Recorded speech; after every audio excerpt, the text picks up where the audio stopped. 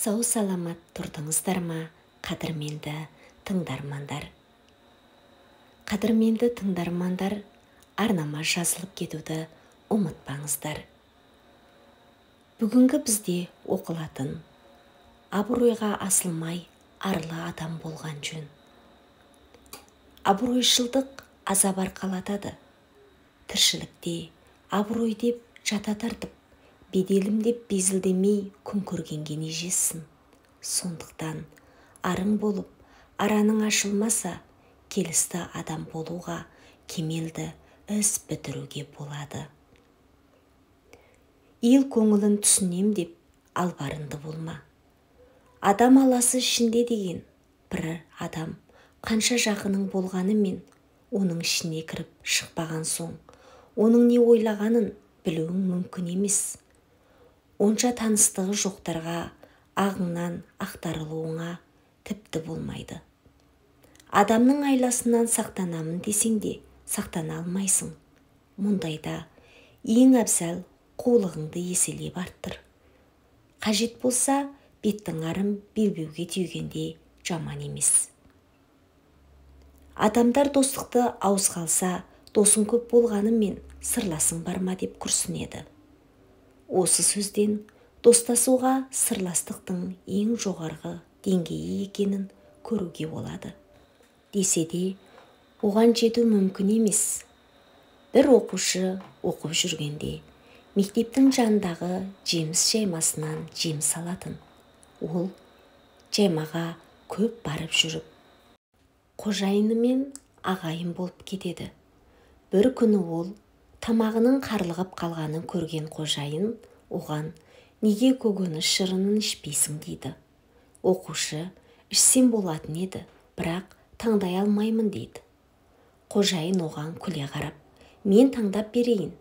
Қанша көп тұрса, сонша тәтті, сонша дәмді болады дейді. Содан бастап ол үнемі көкөніс алып жүреді. Достарын да ертіп барып, көп тұрған көкөністің ең жақсы болатынын айтады. Бір жолы ол қалыңдығын ертіп, көкөніс алғалы барады. Қожайынның таңдап беруін өтінеді. Ол үйіне әкелген көкөністің сабағынан арши бастағанда жұмсап езіліп кеткенін байқайды. Шырынын ұрттап қалғанда құсып жібере жаздайды. Көкөністің еті былжырап, сасып кетіпті. Ол кенет өзінің алданғанын байқайды. Сөйтсе, ол досым деп жүрген әлгі қожайын өзіне бұзылайын деген нәрсесін сатып береді екен. Ол сабақтастарын қожайынға таныстырып, сасыған көкөніс сатып алғанын есіне алсақ та, қожайынның күліп тұрғанымен іштей оқу соққан есуастар деп ажулаған шығар деп ызаға булықты.